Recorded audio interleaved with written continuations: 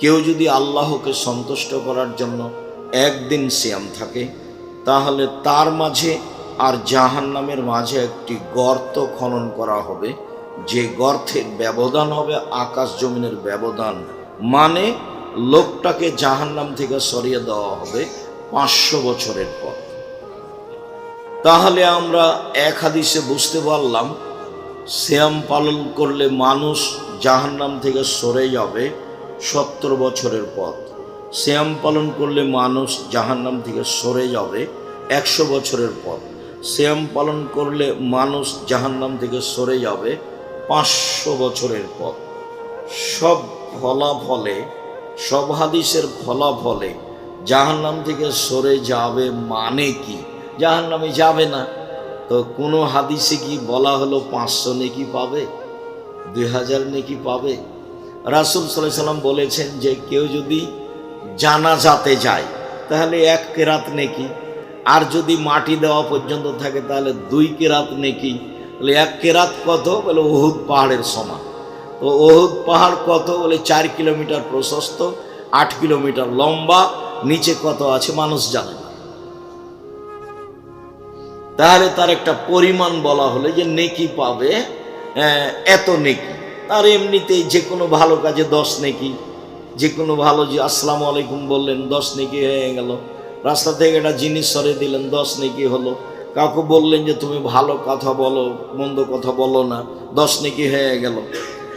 এটা বাড়তেই থাকবে, বাড়তে বাড়তে 700 আরও, মানে নেকি।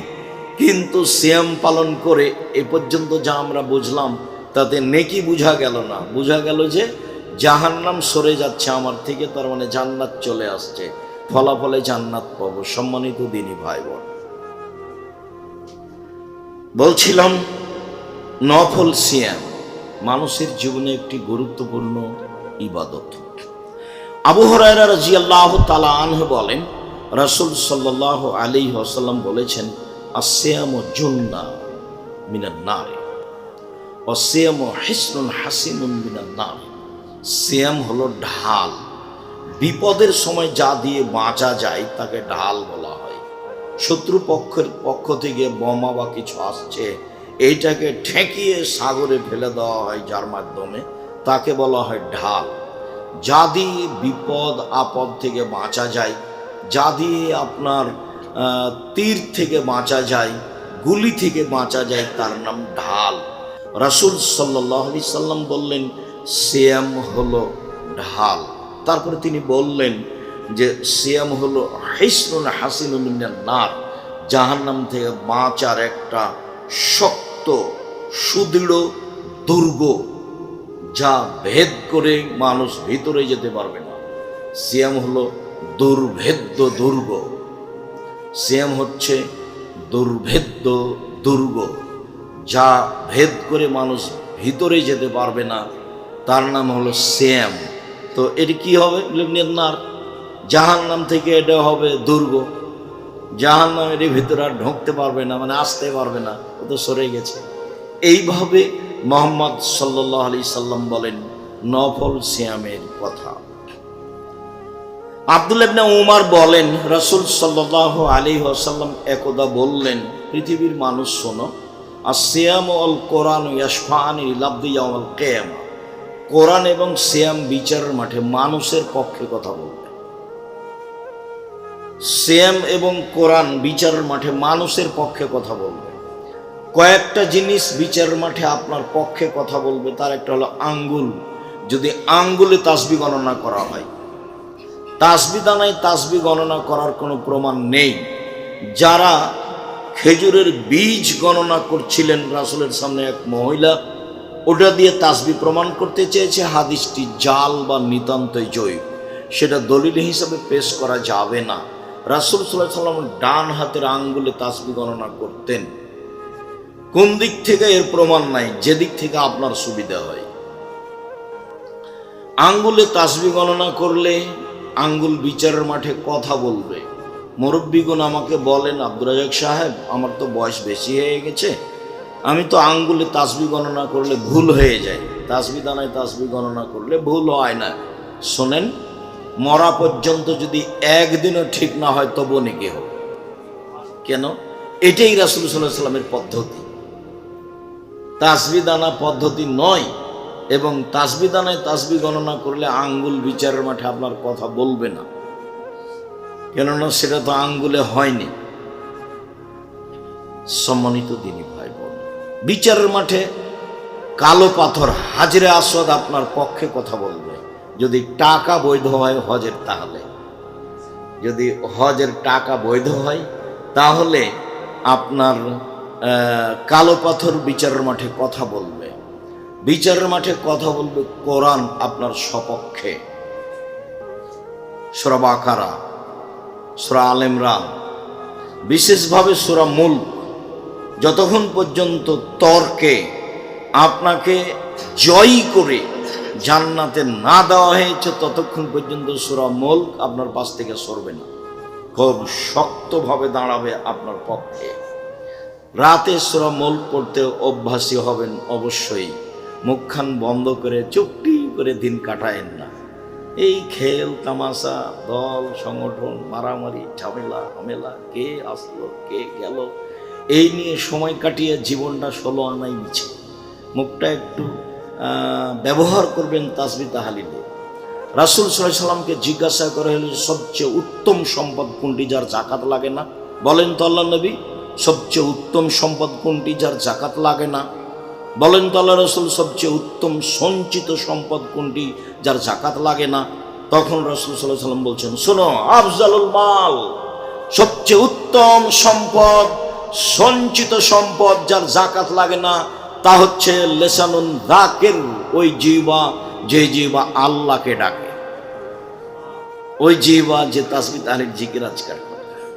2, কালবুন শাকির, ওই অন্তর সঞ্চিত সম্পদ জাকাত লাগে না যে অন্তর অল্পতেই খুশি, যা হয়েছে আলহামদুলিল্লাহ, হ্যাঁ এই কারণে হলো না, এই তোর কারণে হলো না, এই ঝামেলার কারণে হলো না, এগুলো কথা নয়, যা হয়েছে আলহামদুলিল্লাহ, এই অন্তর হচ্ছে সঞ্চিত সম্পদ। 3, যাওজাতুন তুইনুহু আলা দীনিহি, ওই স্ত্রী যে তার স্বামীকে দিনের উপরে সহযোগিতা করতে পারে সে হলো সঞ্চিত সম্পদ যার জাকাত লাগে না। বউকে চাকরি করতে দিলে এখানে সেখানে পাঠালে সব হারিয়ে যাবে। চাঁপায় নবাবগঞ্জের ভাষাতে আমও গেল, ছালাও গেল, কাঁদতে কাঁদতে 2 চোখও গেল। বাড়িতে রাখেন, নিরাপদে রাখেন, হেফাজতে রাখেন, নিজে যা পয়সা উপার্জন করছেন এটা দিয়ে আল্লাহর উপরে সন্তুষ্ট হন। স্ত্রীর সাথে পরামর্শ করে ভালো করে সুন্দর করে সংসার চালাতে শিখেন। 10,000 টাকায় সংসার চলবে, চলবে ইনশাল্লাহ। আলিকতে সাদুল বিশুল মাইশা, রাসূল সাল্লাল্লাহু আলাইহি সাল্লাম বলেছেন, মধ্যম পন্থায় খরচ করা অর্ধেক জীবিকা নির্বাহ। আমি মাসে 10,000 টাকা ইনকাম করি, আমার খরচের একটা মধ্যম পন্থা থাকবে, এ কথা মুহাম্মদ সাল্লাল্লাহু আলাইহি সাল্লাম বলেন। আমি মাসে 10 লক্ষ টাকা ইনকাম করি, আমার এই 10 লক্ষ টাকার খরচের একটা মধ্যম পন্থা থাকবে, তার নাম অর্ধেক জীবিকা নির্বাহ। হিসাব বিবেচনা করে খরচ করার নাম অর্ধেক জীবিকা নির্বাহ। নিজে উপার্জন করেন, করতে শিখেন এবং সে দিয়ে নিজেকে সন্তুষ্ট রাখেন। স্ত্রীকে বোঝানোর চেষ্টা করেন, স্ত্রীকে সঞ্চিত সম্পদ মনে করেন যাতে জাকাত লাগে না। আল্লাহ তাআলা বলছেন, ওয়াজআলনা বাইনাকুম মাওয়াদ্দাতা রাহমা, আমি স্বামী স্ত্রী তোমাদের মাঝে ভালোবাসা সৃষ্টি করে দিয়েছি। কথায় কথায় তর্ক, কথায় কথায় ঝামেলা, নেই অভিযোগের শেষ, নাই অভিমানের শেষ, নাই প্রতিবাদের শেষ। যখন অভিযোগের শেষ থাকে না, প্রতিবাদের শেষ থাকে না, তখন শয়তান খালি সারা রাত তাকে বলে আরো অভিযোগ কর, আরো অভিযোগ কর, আরো প্রতিবাদ কর, কর, একবার বলবে যে তুই শান্তি থাকবো যা। সকালবেলাতে ইবলিস বহু শয়তান ছেড়ে দেয়, এই তোরা মানুষকে পাপী কর। বিকেলে আসে তখন বলে, এই তুই কি করেছিস? আমি একজনকে জেনা করিয়েছি, যা, এটা কোনো কাজই হয়নি। এই তুই কি করেছিস? আমি একজনকে সালাত আদায় করতে দিই, না, এটা কোনো কাজ হয়নি। এই তুই কি করেছিস? আমি একটা মানুষকে হত্যা করেছি, এটাও কোনো কাজ হয়নি। এই তুই কি করেছিস? আমি স্বামী স্ত্রীর মধ্যে গন্ডগোল লাগিয়ে দিয়েছি। যেমন বলে গন্ডগোল লাগিয়ে দিয়েছি, তেমনি ইবলিস তার চেয়ার থেকে উঠে লাফ দিয়ে উঠে সেই শয়তানকে বুকে জড়িয়ে ধরে বলে, তুই একটা কাজ করেছিস। এই কথা মুহাম্মদ সাল্লাল্লাহু আলাইহি সাল্লাম বলেন। তো এমন ভাবে রাখবেন যার কোনো আপত্তি নাই, অভিযোগ নাই, অভিমান নাই, কিছু নাই, কোনো পথই নাই। ভাবতে দিবেন কম, না হলেও বলবে আগে ইস্টাবলিশড হতে হবে, ইস্টাবলিশড হতে হবে। তার মানে সবই গেছে। যেভাবে রাসূল বলেছেন সেভাবে রাখেন। যে মানের তুমি খাও সে মানের খাওয়াবা, তুমি যে মানের পড়ো সে মানের পড়াবা, তুমি তাকে কটু কথা বলবা না, তুমি তার মুখে মারবা না, তুমি তাকে তোমার বাড়ি ছাড়া কোথাও যেতে দিবা না, কোথাও থাকতে দিবা না। তা আপনার চোখের সামনে ভ্যানিটি ব্যাগ নিয়ে বাজারে চলে যায়। আচ্ছা, এরকম বাজারে যদি মহিলা মানুষ আসে তো আর ব্যাগের শেষে দেখবেন একটা টাকাও নেই, মানে তো বুদ্ধি কম, যা আছে সব নিয়ে যাবে।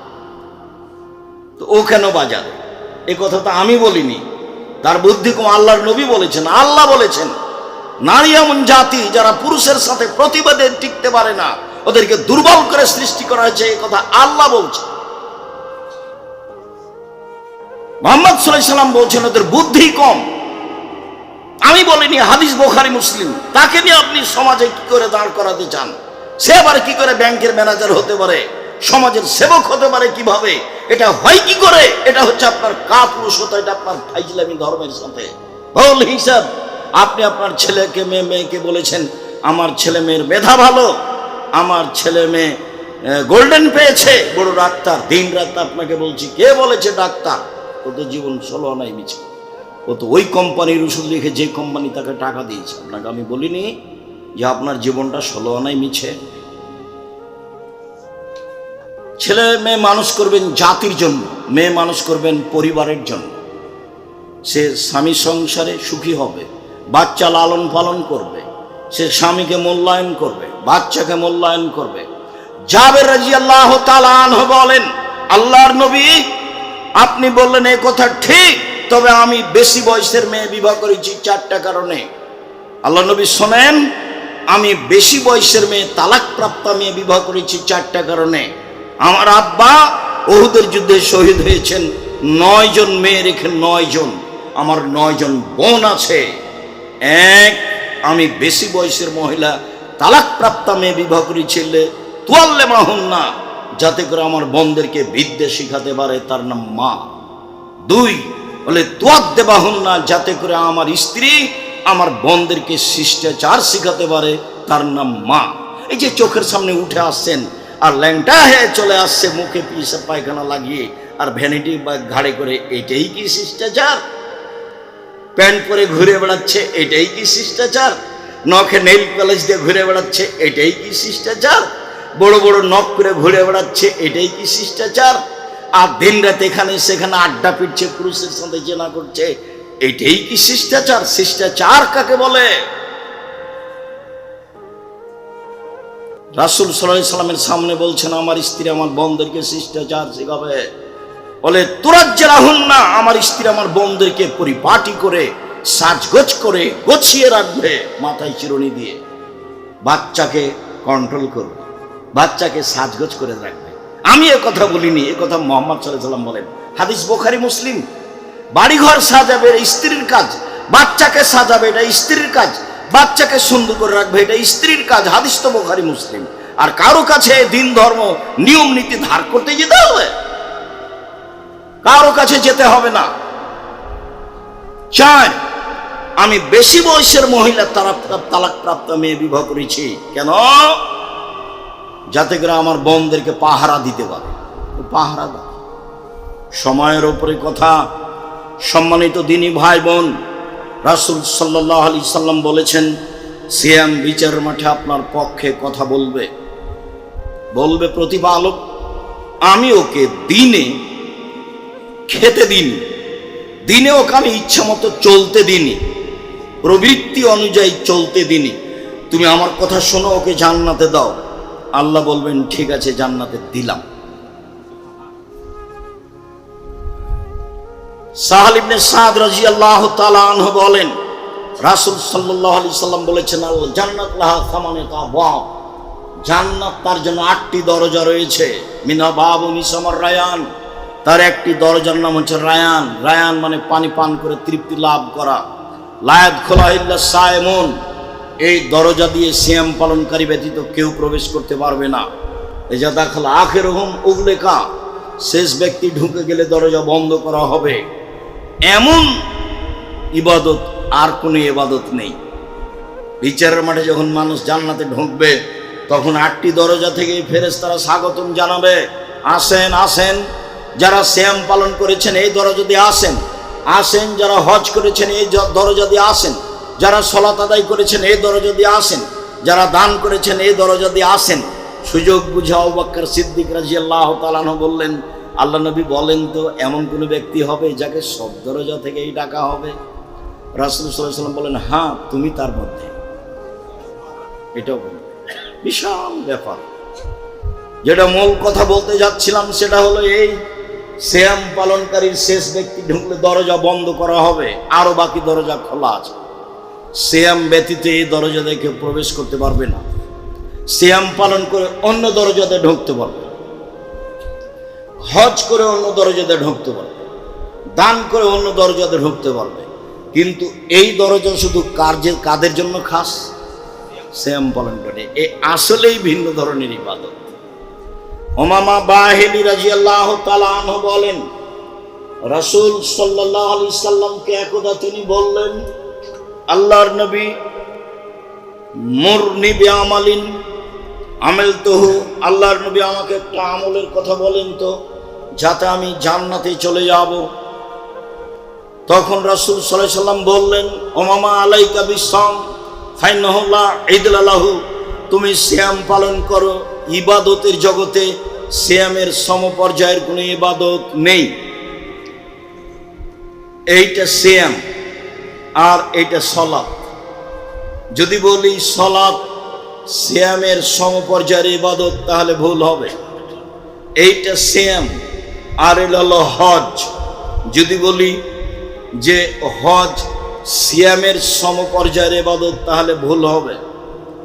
যদি এইটা দান আর এইটা হলো সিয়াম, যদি বলি দান সিয়ামের সমপর্যায়ের ইবাদত তাহলে ভুল হবে। কেন? মুহাম্মদ সাল্লাল্লাহু আলাইহি সাল্লাম বললেন সিয়ামের সমপর্যায়ের ইবাদত পৃথিবীতে নেই। আবার তিনি বলছেন, আলাইকা বিসসাম, ও মামা তুমি সিয়াম পালন করো। ফাইন্নাহু লা মিসলা লাহু, সিয়াম এমন একটি ইবাদত যার মতো কোনো ইবাদত পৃথিবীতে নেই। এতক্ষণ ছিল সমপর্যায়ের, এবার বলছেন মতো, যার মতো কোনো ইবাদত নেই, তার নাম সিয়াম। সম্মানিত দিনী ভাই বোন, রাসূল সাল্লাল্লাহু আলাইহি সাল্লাম যা বলেন তাতে সিয়াম আসলে একটি ভিন্ন ধরনের ইবাদত যা অন্য ইবাদতের সাথে মিল খায় না। আবু হুরায়রা রাদিয়াল্লাহু তাআলা আনহু বলেন, রাসূল সাল্লাল্লাহু আলাইহি সাল্লাম একদা বললেন, কুল্লু আমাল ইবনে আদম ইজাবুল হাসানাতু বিআশরি আমসালিহা ইলা 700 যায়ফ, আদম সন্তানের সব নেকি করলেই 10, যা করবেন 10, এক নেকি লিখা হয়। যেখানে এক নেকির কথা এসেছে সেটা এক মানে 10, লিখবেই 10। তারপর ফেরেশতাদের বলবেন বাড়াও বাড়াও বাড়াও, 700 পর্যন্ত বাড়াও, আরো বাড়াও, বাড়াতে থাকো। তবে সেম আল্লাহ তাআলা বলছেন, পৃথিবীর মানুষ মনে রেখো, ইল্লা সাম ফাইনাহু লি ওয়া আনা আজিজ বিহি, সিয়াম আমার জন্য প্রতিদান আমি দিব। সিয়াম আমার জন্য প্রতিদান আমি দিব, এই কথা আল্লাহ তাআলা বলেন। আবার কারণ বলছেন, ফাইনাহু তারাকা শাহওয়াতা তাআমা মিন আজলি আও ইয়াদা শাহওয়াতা তাআমা মিন আজলি, আমার খাদ্য 2 প্রবৃত্তি। খাদ্য সবাই ছেড়ে দিতে পারে। বাচ্চা ছেলেকে বুঝালে বাচ্চা ছেলেও খাদ্য ছেড়ে দিবে, বৃদ্ধ মানুষ তো পারেই। তাহলে প্রবৃত্তি কি জিনিস? যেটা মানুষ সহজে পারে না। যেমন আজকে আপনাকে বলছি, আর আপনি দাড়ি চাঁচবেন না, দেখি চাঁচেন কি না। যেদিন চাঁচবেন সেদিন আপনি এখন মনে করবেন যে আমি প্রবৃত্তি মেনে চলি, আমার মন যা চাই সেটাই করি আমি, তার নাম প্রবৃত্তি মেনে চলা। দেখি আপনার মিল খাই কিনা। আজকের পরে আর কোনোদিন প্যান্টটা টাকানোর নিচে করবেন না। যদি করেন তাহলে আপনাকে বুঝতে হবে আমি প্রবৃত্তি মেনে চলি। আপনাকে বলি আর কোনোদিন দোকানপাটে বসে মানুষের বদনাম গীবত করবেন না। দেখি আর কোনোদিন বসেন নাকি। কত দিন বললাম আপনাকে, দোকানে যাওয়ার পদ্ধতি, আসসালামু আলাইকুম, আহমদ লবণ আছে? জি আছে। মরিচ আছে? জি আছে। 1 কেজি লবণ দাও, 200 মরিচ দাও। টাকা দেওয়া হয়েছে, আসসালামু আলাইকুম, গেলাম। আপনি বসে ওখানে আড্ডা পিটছেন কেন? ওখানে ল্যাংটা মেয়ে নাচে। আমি আপনাকে আর কি বলি, পরে একটু বলতে চাচ্ছিলাম, বারবার আঘাত করছে। আমি 22শে ডিসেম্বর থেকে নিয়ে 11ই জানুয়ারি পর্যন্ত লন্ডনে থাকলাম। বিভিন্ন জায়গায় গেলাম, বিমানে গেলাম, গাড়িতে গেলাম, ট্রেনে গেলাম। কোথাও যে দুজন মানুষ বসে গল্প করছে এটা চোখে পড়লো না। রাত 2টায় গেলাম, রাত 3টায় গেলাম, 4টায় গেলাম, ভোরে গেলাম, সন্ধ্যায় গেলাম। বিভিন্ন সময়ে আমি সফরে থাকলাম, গ্রাম দিয়ে হাঁটলাম, একবারে গ্রাম থেকে গ্রাম। কোথাও যে দুজন বসে মানুষ গল্প করে না।